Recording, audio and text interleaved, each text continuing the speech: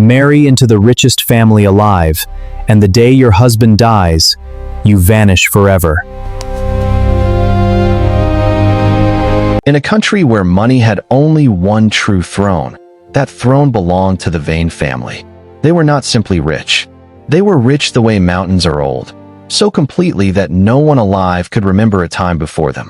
They owned the ports the country's grain came through. They owned the banks that owned the smaller banks. When a Vane wished to fly somewhere, the weather itself seemed to clear out of respect. Children were taught two things about the Vanes. The first, their generosity had built half the hospitals in the land. The second, you must never, ever marry into them. Because the Vanes had a rule. Before we go further, if stories like this are what you came for, take a second to subscribe to Hidden Narratives, because the next one is already on its way. Now let's get into it. Slower. It was not written anywhere. Not in any will, any contract, any law. But every old servant knew it, and spoke it only with the lights low and the doors shut. A woman who married a Vane son belonged to the family for exactly as long as her husband lived. And if her husband died before her, she did not inherit. She did not mourn at the graveside in black. She did not pack a single bag. She vanished. She and her children both. Quietly. Permanently. So that no widow could ever carry a single coin of Vane gold out the front door and into another bloodline. The fortune stayed inside. Always. And the keeper of the rule was Margaret Vane. Margaret Vane was 81 years old, and looked as though she'd been carved from the same marble as the staircase she descended each morning. She had buried a husband, 2 brothers, and more daughters-in-law than the family ever named aloud, and she had never once been seen to weep. The family called her grandmere. The servants called her nothing at all, if they could possibly avoid it. She believed, with the serene certainty of a woman who has never been refused, that everything she did was love. Love for the family. Love for the name. The widows, she would have told you, were not victims. They were weeds. And you do not hate a weed. You simply pull it, calmly, by the root, so the garden may go on living. For 60 years, the garden went on living. Then came Clara. Clara was bright the way a window is bright, when you've spent your whole life in a dim room. She laughed too loudly for a Vane. She gave money to people too proud to ask for it.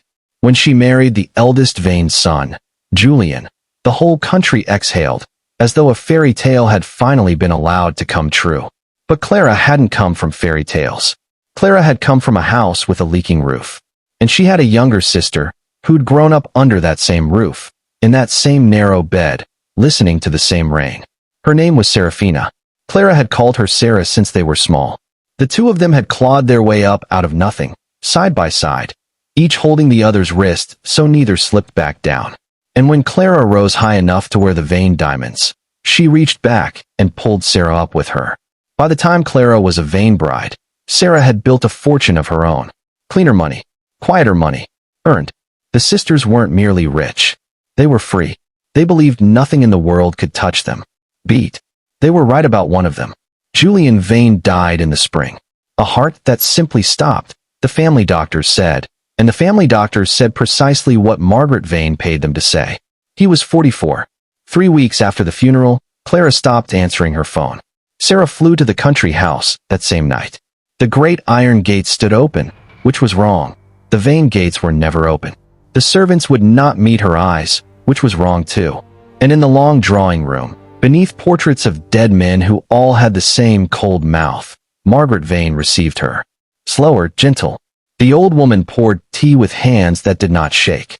She explained, in a voice as gentle as falling snow, that poor Clara had suffered a terrible accident on the cliff road.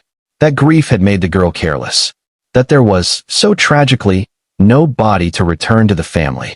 The sea, you understand, my dear, is so very cruel. Sarah sat very still, and watched an 81-year-old woman pour tea without spilling a single drop, and understood every single thing that had happened in that house. There was no proof. There was never any proof. That was the genius of it. A family that owns the ports owns the Coast Guard that searches the water. A family that owns the banks owns every investigator who might be tempted to ask a question. Sarah went to the police and was handed condolences and shown the door. She went to the newspapers and watched her sister's story die quietly in a drawer the Vanes had bought years ago. So she went home. She sat in the dark. And she did the only thing left to a person who has been told, very politely, that justice is a service the wealthy are not required to share. She began to plan. Shift, steadier, colder resolve. It took 18 months. The first mercy was that Sarah did not look like her sister. Where Clara had been golden and loud, Sarah was dark and still, easy to overlook. And being easy to overlook, she would learn, is the most dangerous thing a person can be. She sold everything that carried her own name. Every asset, every account, every trace of the woman who had stood at the police station, begging to be heard. And out of paper and patience, and a fortune spent like water, she built someone new. A woman named Vivian Cross. Vivian was a young widow from old money abroad. Mysterious, devastatingly elegant. And this was the part that mattered, the only part the Vanes had ever truly cared about. Vivian Cross was rich. Verifiably, breathtakingly rich. Because the Vanes opened their door for exactly one thing in this world. Money that could look their money in the eye and not blink. The second Vane son was named Adrian. Younger than Julian. Gentler. The family disappointment. Precisely because he had a heart and had never learned to hide it. Adrian had spent his whole life trying not to be a Vane, and failing, and hating himself for failing. When he met Vivian Cross at a charity gala, a gala she had quietly spent a fortune to make sure he would attend, he fell the way decent men fall. Completely. Without suspecting a thing. Softer. And Sarah had not planned to feel anything at all. That was the one variable her 18 months of planning could not account for. She told herself the warmth in his eyes was a tool. She almost believed it. The engagement delighted Margaret Vane.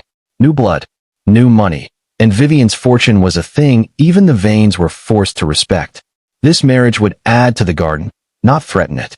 The old woman watched the young couple across her dinner table with the deep satisfaction of a gardener who has finally planted the right seed in the right soil.